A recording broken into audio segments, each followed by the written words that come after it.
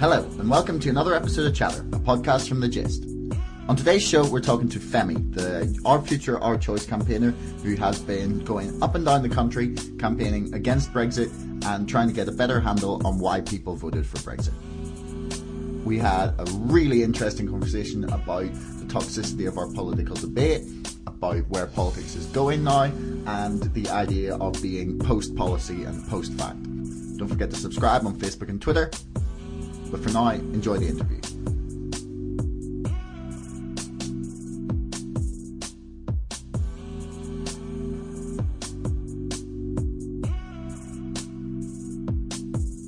So, Femi, welcome to the show. Thanks for agreeing to chat to me. Hi. I'm not going to mess around or waste any time. So, do you think that details of the Brexit plans that we are still technically yet to see from most of the people who ever campaigned for Brexit, do you think we will ever see like a detailed outline of what they wanted from the Brexit vote, or do you think we will sort of drift slowly into whatever fudge can be made? You see, unfortunately, people have gotten so passionate about this that the concept that they were wrong is just so abhorrent to them they won't entertain it. And so as a result, people keep their arguments to the level at which they win. So if you keep the argument at simply, we voted leave, therefore we have to leave, then you win on the leave side because that argument just stays at that level. However, once you go even a little bit deeper to, all right, what does leave actually mean? Leave means we end our current relationship with the EU, but it doesn't say what the new one is. Now that's a level of detail where you have to realize, hang on, are there 17.4 million different versions of leave? Because everybody would have had a different idea as to what the future relationship with the EU is going to be. And that's the problem we're in. So once you go into the details, it's obvious that the most popular relationship we have with the EU is membership of the EU because 16 million people voted for it. But if you stay at, we voted leave, therefore we have to leave, then the leave side wins. And that's the problem. And I think James O'Brien once said that once you write down any Brexit plan, it falls apart, both because it wasn't what everybody voted for, and secondly, it doesn't work. Because, I mean, and you see that what happens with Nigel Farage when he talks about no deal. It's very easy to win that conversation, although very few journalists actually do it. If you ask him, all right, no deal, which countries in the world, which successful major economies in the world have no deal at all with their closest neighbors? The answer is none.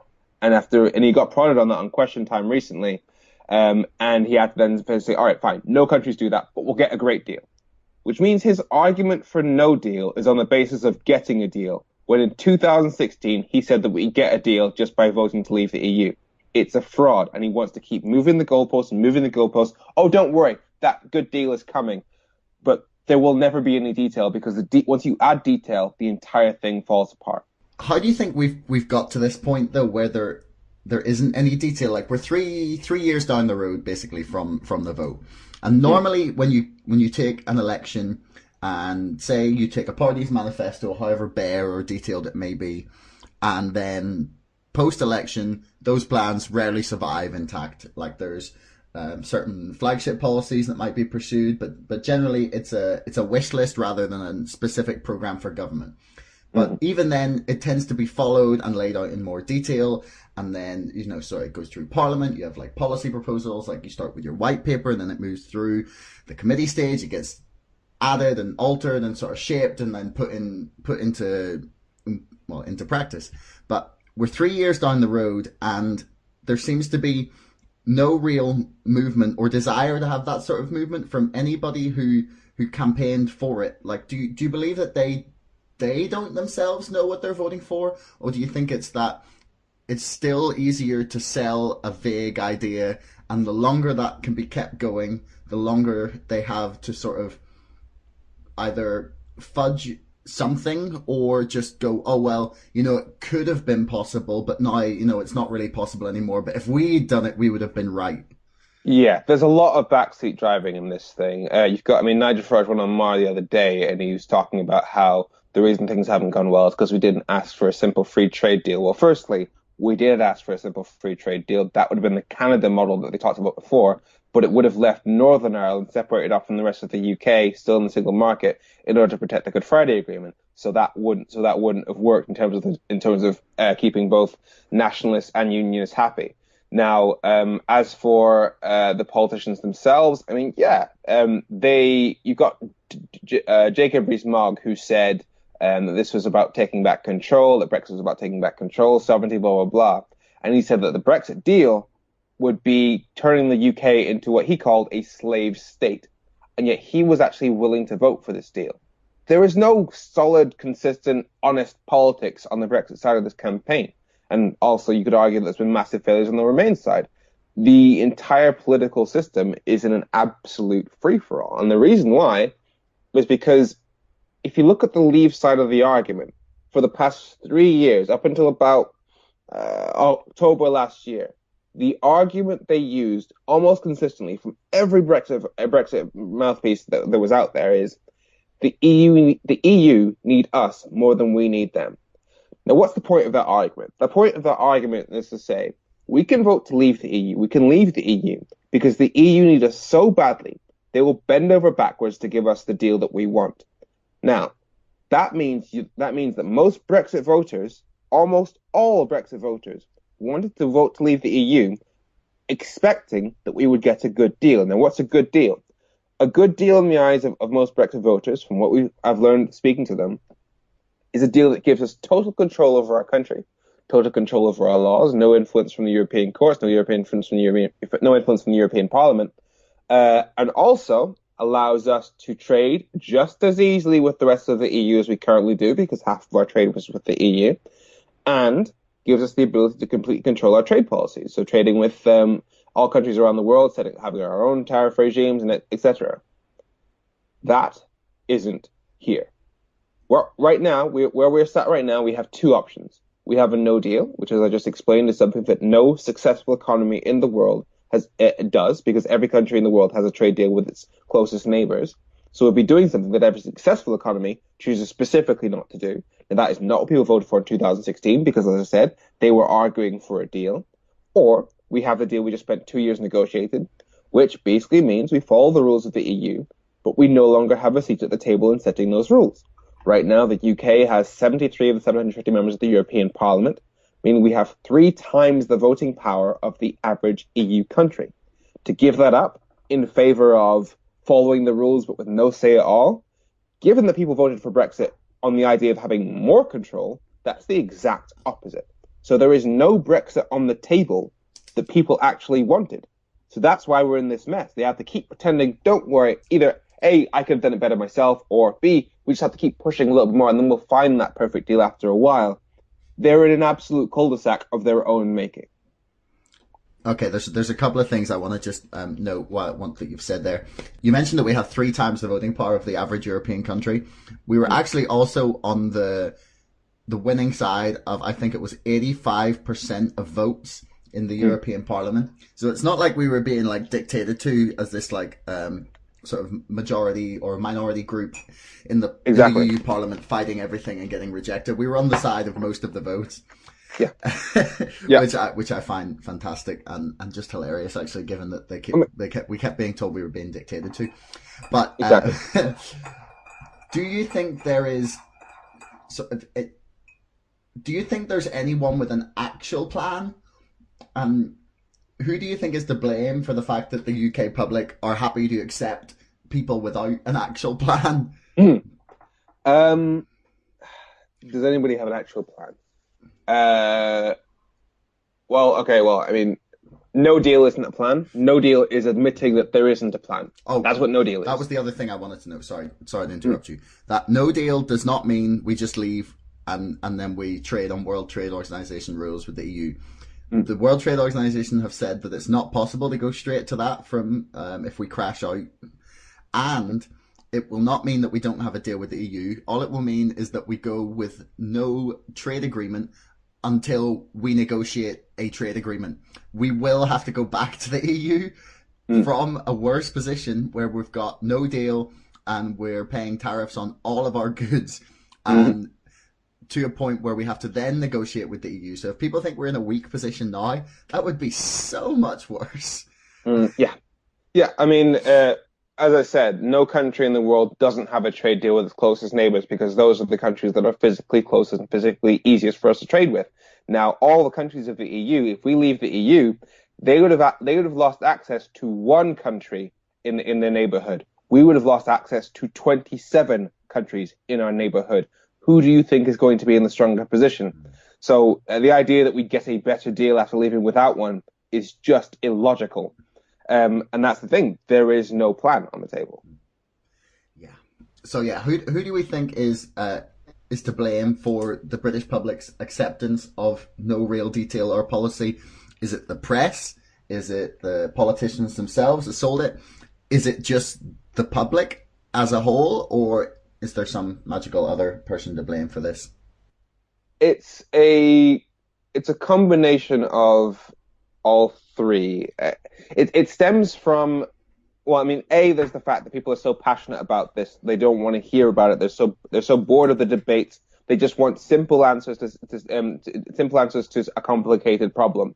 And so if somebody's saying, no, don't forget all the details, just believe in Britain, that sounds comforting. And so the willingness to go with that is large. Um, Unfortunately, obviously, that leads to disaster because it's just blind nationalism. But unfortunately, that's kind of why we're here. There's also, I'd blame David Cameron because he politicized the findings of the Treasury in terms of the damage of Brexit. So what happened in 2016 was he said that there'd be serious economic harm if the moment we voted to leave. Now, for me, as somebody with a law degree who studied EU law, for me, the serious damage was never going to come with the votes to leave because legally, nothing changed the day we voted to leave. The damage comes when we actually leave, when we start to see tariff restrictions, we have different laws, so there are regulatory barriers to people who want to trade across the border. That's when the damage comes.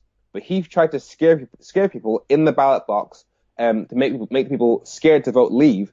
And the consequence of that is when we did vote leave, people expected this massive amount of economic harm to happen immediately. And yes, there was a sharp fall in the pound. But because it wasn't as bad as David Cameron said it would be, the very concept of expertise was called into question. And that's why people are so, when you start going into any sort of detail about how damaging Brexit could be and how damaging all the flaws and the various plans, people think, well, they told us it would go badly last time. It wasn't as bad as they said. Therefore, I feel comfortable voting for something blind because there's such a strong attitude of it'll work itself out. It'll work itself out. The Germans still want to sell us cars, etc. It'll work itself out, and that it'll work itself out attitude is just so dangerous, and it's also quite tragic because it's coming from people in those areas, like in the Northeast, where they've seen their industries suffer. They've seen factories close. They remember what happened with Margaret Thatcher. They remember the closing of the shipyards, the coal mines, the pits. They remember that. But they're the same people saying, "Oh, that Nissan factory, it's not going anywhere. That Honda factory is not going anywhere. Businesses will stay. Businesses will find a way." And it's sad because they're the ones who have already experienced what happens and how bad things can get and how quickly things can get badly. And yet they're still confident. And it's going to be a very, very sad day if we do actually leave without a deal because they will be the ones who needed our assistance the most and they're the ones who will suffer the most. Do you think there's a point at which we can walk back and get past this debate?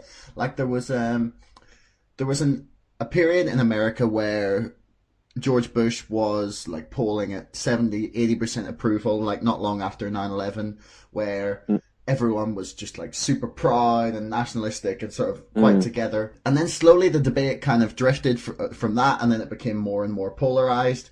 And then there was sort of whispers that post 2006, 7, 8, that it was impossible to find a Republican who would claim they actually voted for George Bush. That he became kind of toxic. Do you think that it's possible that that could happen to the Brexit debate, or do you feel like it's a special kind of dividing point in British society that we're going to take 20 years to get beyond?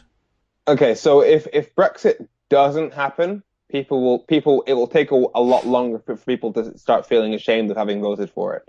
If Brexit does happen, it'll take within a year till people will be hiding the fact that they voted Brexit, because people are, especially right now, people are very, very. It's gotten so intense, the debate's so passionate that being a leaver or a remainer is now part of people's identity, and as a result, without Brexit actually having done anything, the concept of questioning it, if you consider yourself to be a leaver, is seen as a very personal attack, because you're attacking part of that person's identity. If we leave the EU without a deal, the economic damage, it won't take that long for it to become an absolute taboo thing to say I voted for Brexit, but it'll still take a while, because there'll be that argument of, oh, this is the EU trying to punish us. Oh, it's because Remainers ruined negotiations. It's just so toxic. I mean, I actually did a video about where I compared the Brexit vote to something from Buffy the Vampire Slayer, where this bad Slayer, the Slayer accidentally kills an innocent person, and as a result, she then goes on a downward spiral where she starts thinking that killing is okay because she didn't mean to cause harm in the first place. Therefore, the act of killing must be okay. In the same vein, the Brexit vote was done for good reasons. Most people voted for Brexit didn't have a racist bone in their body.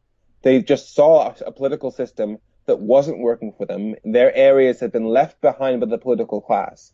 It was an entirely decent and reasonable thing to say, we need to give the establishment a major kicking so they actually start taking notice of the areas they've forgotten. Unfortunately, the tool that was put in front of them to give the establishment a kicking was something that would actually hurt them the most. So even though they've gone down this path whereby they feel that it was because they had innocent intentions when they voted for Brexit, they feel that anything that results from Brexit must be okay. So they must have expected that we'd see the doctors and nurses crisis getting even worse in the NHS. That was bound to happen. They must have expected that there'd be businesses leaving. This was just something that we voted for. We voted for this. This is what we wanted. And things that they would have never accepted in 2016 are now becoming acceptable. And so it's going to get more and more polarizing as things go on. Who do you blame for that kind of culture war that has erupted? Like there's been a reasonable amount written on how much social media had to play in sort of amping up the stakes of the debate and kind of like supercharging people's anger and hatred during the referendum campaign and since it. I think it has sort of mildly calmed down just because of the amount of sort of things that were written and said about how bad social media turned the debate. I kind of feel like that we've had the peak level of outrage and sort of fighting that could happen online during during a political campaign. Do you think social media had anything to do with that sort of amping up of the debate, or do you think that's kind of people just blaming technology that they don't quite understand? I mean, it was pretty bad in person. I think social media, it definitely has exacerbated things because it allows people to say things they wouldn't say in person or to someone's face. And therefore, the anger that people feel when they receive messages like that, they then carry out into the real world. And then they want to give it back. And then it creates that just such a toxic space where people are horrible to each other. And actually, one of the things that I found is that Brexit voters in real life are not the same, are infinitely just a completely different creatures to Brexit voters on Twitter. Same with Remainers as well. Because when you're on Twitter, you're seeing the people that disagree with you. You're seeing the people that are passionate enough to want to pipe up on social media. Most people are a lot more measured. That's why it's been one of my privileges throughout this whole campaign to go to those areas the voters to leave and speak to Brexit voters where they live in the high streets and just go meet reasonable people. And they are much more reasonable. I've gained so much more respect for the Brexit voting population precisely because I've actually spoken to them, not on social media. And I mean, the conversation, it got so easy having this conversation that I almost stopped doing it, because if you go to most Brexit voters, This was at the mid last year, and you say, all right, how do you think negotiations are going? Just to start the conversation. They'll say terribly. I say, all right, what did you want from Brexit? More control, more sovereignty. All right, cool. Well, right now, the UK, as a member of the EU, has 73 of the 750 members of the European Parliament. Therefore, we have 3 times the voting power of the average EU country. We're negotiating a deal that means we follow the rules of the EU, but with no say at all. What do you think of that? Disgusting. That's a direct quote from one of them. And then you say, all right, well, if this Brexit is going to result in less control, what do you think of the concept of having a referendum on that deal? And therefore, that conversation I had time and time again. I even recorded it several times and put it online. They're significantly more reasonable than the versions you see on social media. And obviously, yes, bots are a thing. You get some accounts that are just there to stir up trouble, to pit one side against each other, because the way you stop the conversation, the way you make sure that Brexit happens, is by making the conversation so divisive that we can't have any progress. We saw it with what happened in the Clinton-Trump election. With not all the bots were pro-Trump. There were several bots that were pro-Hillary, and they were like your extreme Black Lives Matter accounts, the accounts that say basically kill all police, blah blah blah. Now those accounts are there to make tempt some people on the left to go more towards that level, but primarily to make people on the right think that all people on the left are like that, thus polarizing the debate even more, getting people angrier and angrier and angrier. So social media has definitely had a negative effect, but at the same time, I wouldn't be sat here if it wasn't for Twitter.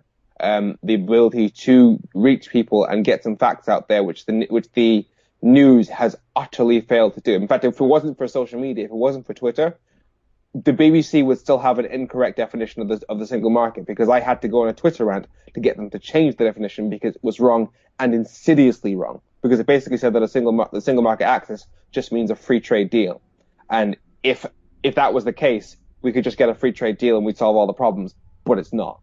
Was that on the BBC website? On the BBC website, their jargon buster listed the single market definition. It basically said a free trade area that includes free movement of people. And that's the definition that most people think it is, and it's just so wrong. Because yes, it is a free trade area that includes free movement, but that doesn't even scratch the surface. If the EU didn't exist and you had even a free trade deal between all the countries, but you had different laws and regulations for each product in all those countries, and you wanted to sell stuff to all 28 countries, you'd have to manufacture, market, and package your product in 28 different ways, which would send your costs through the roof, send supermarket prices through the roof, and make standards of living fall. But the EU single market is, we have a single market. The same standards, the same rules apply, which means you can offer your services and your goods to any country in the EU as if you were selling them to somebody next door to you. Now that lowers prices for everybody. Now that is not the same as a free trade deal. A free trade deal is about having no tariffs. It's not about regulations. But the BBC's definition on their website, which was promoted by chief journalists and within the GBC and up on their website from March to October last year, said it was just a free trade deal plus free movement of people. Now that is bad because it means that all we need to do is get a free trade deal and then we'll be fine.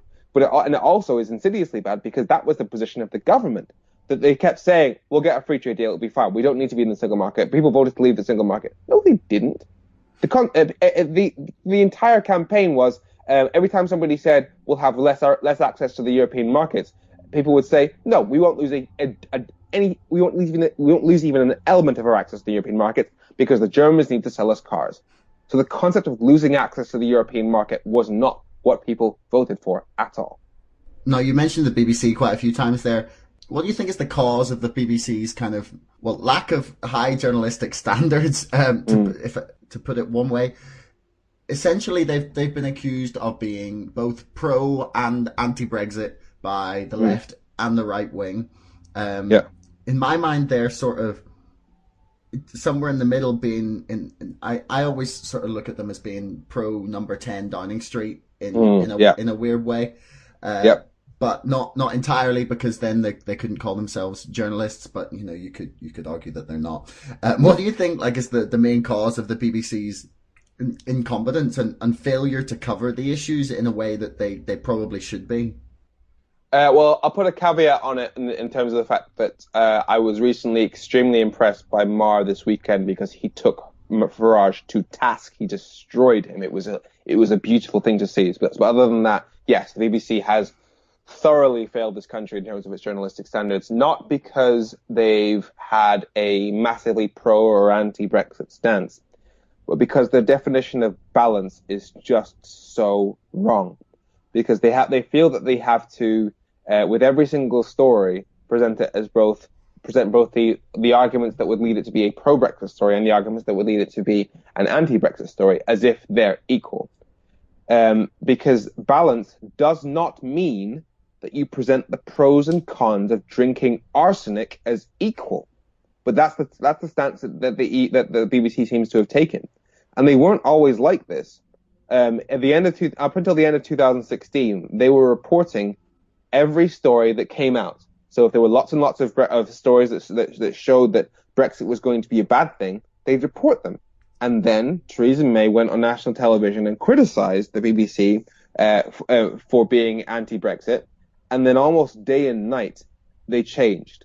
And they started doing this thing called balance, whereby they have to present things in what they call balance, but it actually becomes fake news. For example, I got really annoyed with when they try and show that young people are somehow split on this issue. 73% of 18 to 24-year-olds voted Remain. So if on your panel shows you're showing young people and it's 50-50, or worse still, as they did with Question Time last week, the majority of airtime for the young contestants was pro-Brexit. That's fake news by definition, because you're presenting a view of young people that does not match the reality. That's fake news by definition. And it's really, really just disappointing.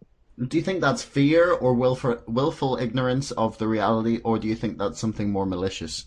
I think it's probably fear of being accused of being unbalanced, that they've gone a direction that displeases everybody. Because the reason why they're accused of being both pro and anti-Brexit is because there'll be stories where it will be a massively one-way thing, where anybody with a brain would see that this is either that this is an event that shows that Brexit is a good thing, or an event that shows that Brexit is a bad thing, but they'll present both sides equally. So the Brexiteers who've waited for ages to see this great story about how Brexit's going to be a success will see it presented as if the Remain side was just as valid. And so when we see stories that we've been waiting for as, oh, this business has left, this proves that Brexit is a bad idea, we need to take action now. And BBC says it's not about Brexit, or they'll say that they'll present the other argument as well as just as equal. That leads to both sides to feel, well, this isn't fair reporting at all. Now, you mentioned the Mar interview, actually, and I've been like mildly struggling with it since I watched it and since I've seen the reaction to it online, because it's been like unbelievably split between how people have viewed it. I've seen people cheering Nigel Farage on as being a champion who proved the BBC bias, and he owned and destroyed Andrew Marr, as you get the very enticing clickbait titles that drive me insane. But and then on the other side, I've seen, and these were my initial thoughts as well, just this is horrifying. The man isn't willing to put out any detail in policy, and then he won't defend his previous comments. Like, what are we meant to talk about? How are you meant to interview this man?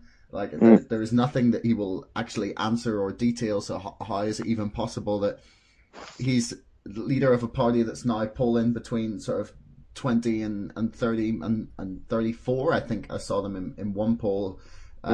Percentage points for the European elections. How did this man get there, and why won't he answer anything? And the contrast between the two it's just made me really question, like, am I just seeing this completely wrong? And well, I mean, I did a commentary which I released last night on that interview, and I made the point that interview wasn't good because it was anti-Farage. It was good because it did what any responsible journalist is supposed to do. The reason why I've gotten this far is because people know that even though I have a very, very anti-Brexit stance, my analysis is always cold, hard logic.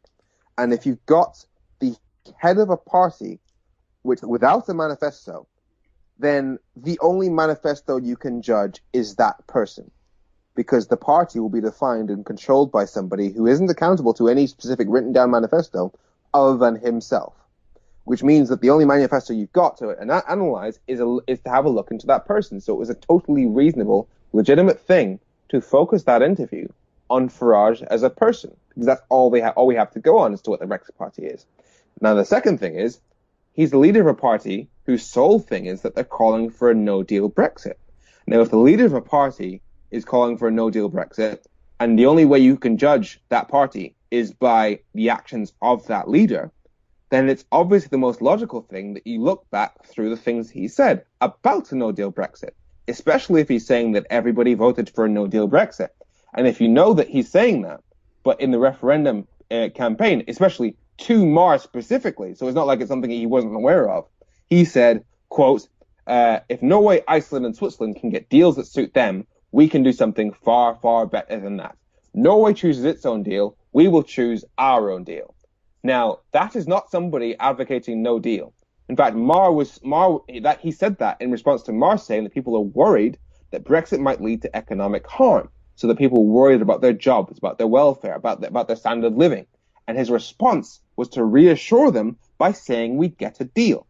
Now, if you know those facts, yet you know that this person is calling for a no-deal Brexit as if that's what everybody voted for, you know that's something that the people need to know about. This isn't about bias. This is about logic. His entire campaign contradicts something that he said in the past. He's a really interesting figure. Someone I was talking to described him as the blank slate upon which people can project their fears and their grievances about anything that they actually want to, be it the liberal establishment, be it the Westminster bubble, be it Brussels, be it immigration. That he's just. I wouldn't say he was I'd say that Brexit is the blank slate. He's very much a filled-in state. A slate. Brexit is the thing that we've basically said this is the thing that will solve everything. If you've got problems with even the potholes in your street, if you've got problems with welfare state, with austerity, Brexit will fix it. We just need to take back control, and then we'll get things better. Whereas Nigel Farage has hijacked that with basically himself. He's now head of a party where the only thing controlling it is his own wishes, and he's hijacked that. And the thing is, he is set to ruin the country because we already have a problem whereby there is too much calling people racist when they're not racist, because they voted for Brexit.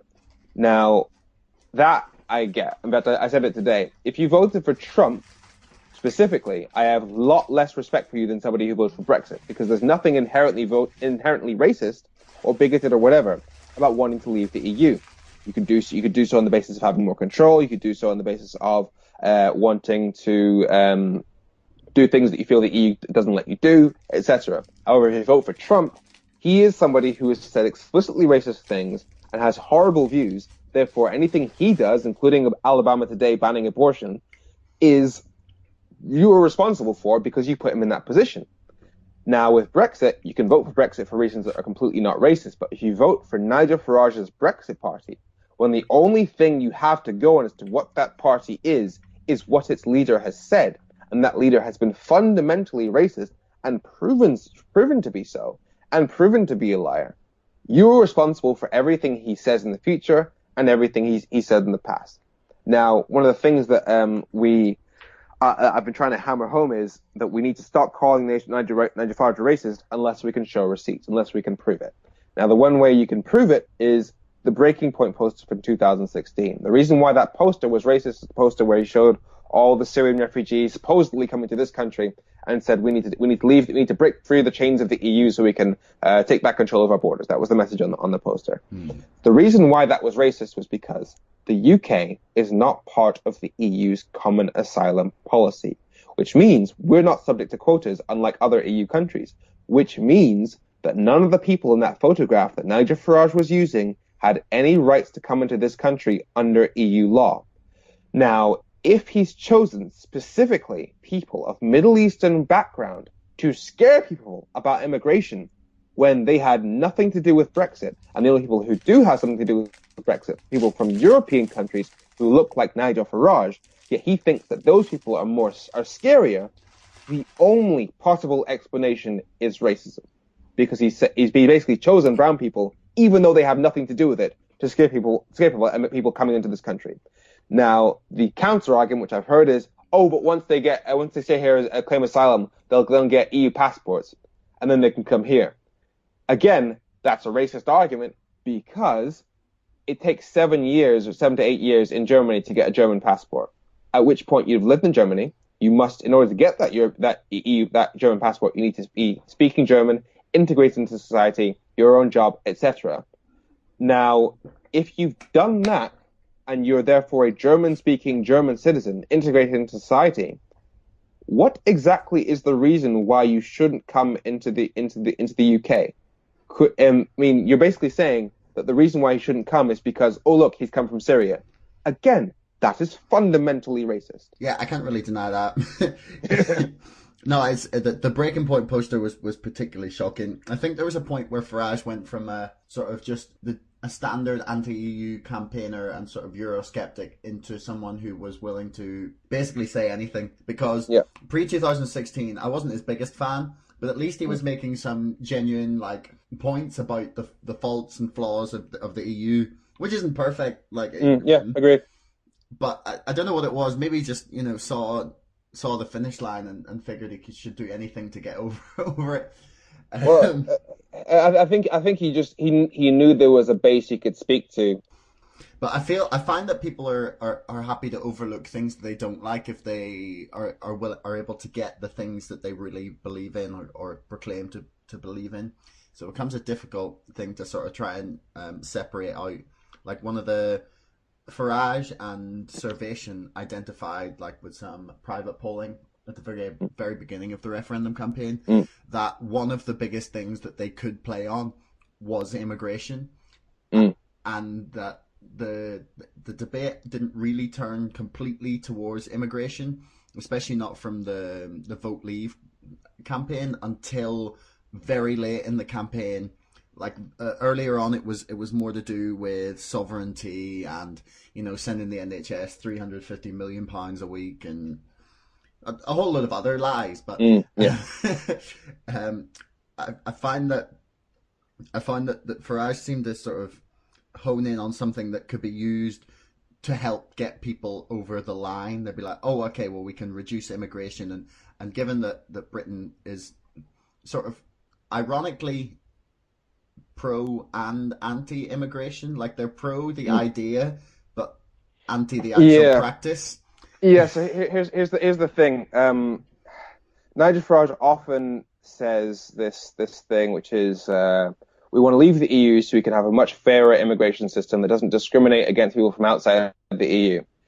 Now, that's just a lie, because if you're in the middle of a campaign where you're talking about immigration from EU countries, yet you do a massive just switch to that Breaking Point poster where people who aren't even relevant you're using to scare people about immigration, but they happen to be from outside of the EU. If you're using non-Europeans to scare people about European immigration, you are not a fan of non-European immigration by definition. So I find that to be wrong. Secondly, when he talks about low-skilled people coming to this country, and he uses the phrase taking our jobs. Yet recently on Question Time, he said about doctors coming to this country, when we were talking about the fact that our NHS desperately needs immigration from other countries, he said, well, we shouldn't be taking people from other countries. So it's them taking our jobs when it's low-skilled, and it's us taking them when it's high-skilled, and he has a problem with both. That means if he has a problem with both high-skilled immigration and low-skilled immigration, he has a problem with immigration. Well, the thing I always find interesting is that you've talked about the EU directive that would allow us to send basically anyone home, or at least cut off any sort of state help after 3 months of them being here without a job or any sort of funds for themselves. But that the Conservative Party since 2010 have been constantly repeating this tens of thousands figure for immigration levels and have done basically nothing to achieve that, whilst continually touting it. So I feel like it's more of a vehicle through which to win votes rather than an actual like policy aim of the Conservative Party, at least anyway. And Farage hasn't actually pushed any sort of legislation or put forward any sort of proposal to do anything about immigration. Post Brexit, they would, if they're talking about bringing in more immigrants from outside the EU, technically, one of his biggest gripes with immigration is that people are not culturally similar to Britain, and that it takes a long time to integrate other cultures into society, and that it tends to cause societal fragmentation. And he's worried about, like, you know, the heart and soul of Britain, and that bringing people from outside of the EU would like force us to entertain the idea of immigration from countries that are not as culturally similar as they would be in Western and Central Europe, like where we get a lot of our immigration from at the moment. So he's like substituting people who are fairly culturally similar for people who might have absolutely nothing in common. And that's the thing. But I mean, he occasionally like clarifies it by saying we can make ties with English-speaking countries from around the world. He basically means white people. But then we have like systems in place for people from the Commonwealth anyway. Like, I just find it to be one of these issues where there's no actual like reason or logic to it. It's just a vehicle through which to get into power, which kind of brings me on to my I was curious as to what you think sort of Farage and then the sort of Brexiteer sort of brand more specifically. What do you think their ultimate motivation is? Do you think it's just like a purely ideological, yes, we believe in Britain, we're Eurosceptic, and therefore we want to be out of the EU sort of goal? Or do you think that there's something else driving it? Do you think it's like immigration at the very heart is that he's a little bit racist, or more than a little bit racist? Or do you think that it's just to help bring in a whole load of US multinationals who will buy up the remainder of our public services? I think, well, I mean, there is always the question as to whether or not politicians genuinely believe the stuff they're spewing, or whether or not they are using it as a vehicle. So, for example, Boris Johnson doesn't believe Brexit will make this country richer. He knows it will make it harder, because he was on record as saying that he thinks we should be able to be in the single market. Yeah, he saw Brexit as a chance to ride away from nationalism into number 10. So is Nigel Farage as racist as the things that he says and does? I couldn't tell you. Only Nigel Farage can tell you that. Is he making friends with Donald Trump, knowing that Donald Trump has said explicitly that he plans to use post-Brexit UK-US trade talks to make the NHS pay more for drugs so that American companies pay less, and facilitating the privatization of the NHS? Is he doing it for commercial reasons? Given that, as was exposed on Mar, Nigel Farage said, what did he say? He said, I think it's time for us to move to an insurance-based system. I would feel more comfortable that my money would return value if I could do so through the marketplace of an insurance company. He believes the NHS shouldn't exist. So there was a very strong argument that privatization of the NHS, privatization of public services, privatization of the country is one of his agendas. In fact, he said explicitly, I think that he wants to slash the size of the state. So he is right-wing, both economically and culturally, socially. Yeah, it's kind of scary, that talk, because sometimes, like, 'cause it barely gets mentioned, but then you realise that would be the ultimate result of any sort of Brexit deal, when we're mostly talking about trade and, you know, how the UK trade deal will work and how the Irish border will work. But it's very seldom mentioned that, you know, American companies would be encouraged to come in and start buying up public services and asset stripping them. But that's a story for another day.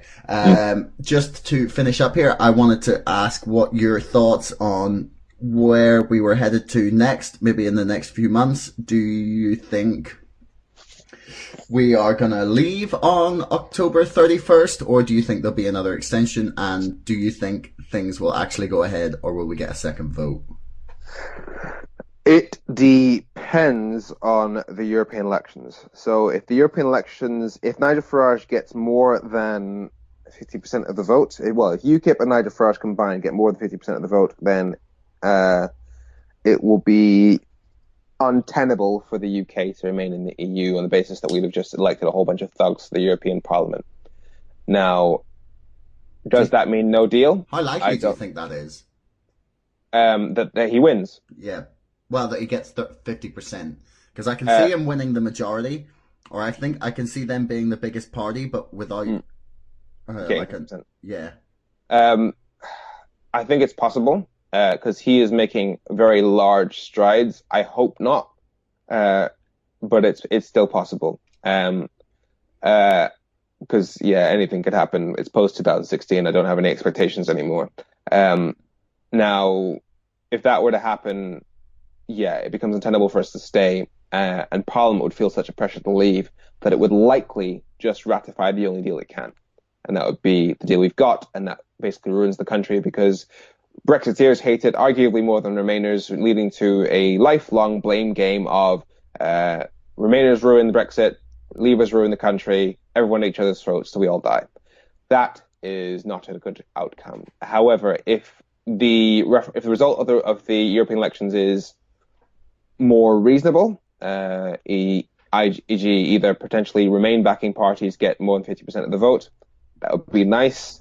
If that happens, or even if it's just like pretty close and nothing anyone can really say anything about, then we're still on track for staying in the EU being the most likely outcome, because nothing's changed since November.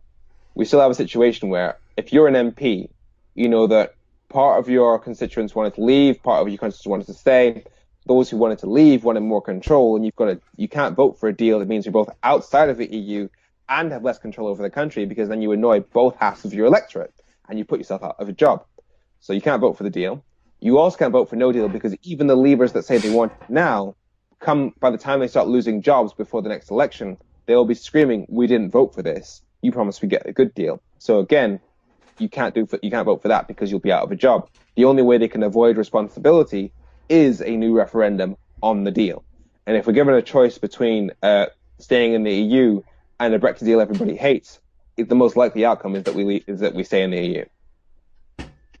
Okay, well, that is a wrap, I think. Thank you very much for chatting to me. That was really interesting. It was great to hear your thoughts on things, given that you're quite involved and deep in, and probably talk to a lot more Brexiteers than most people ever will or have.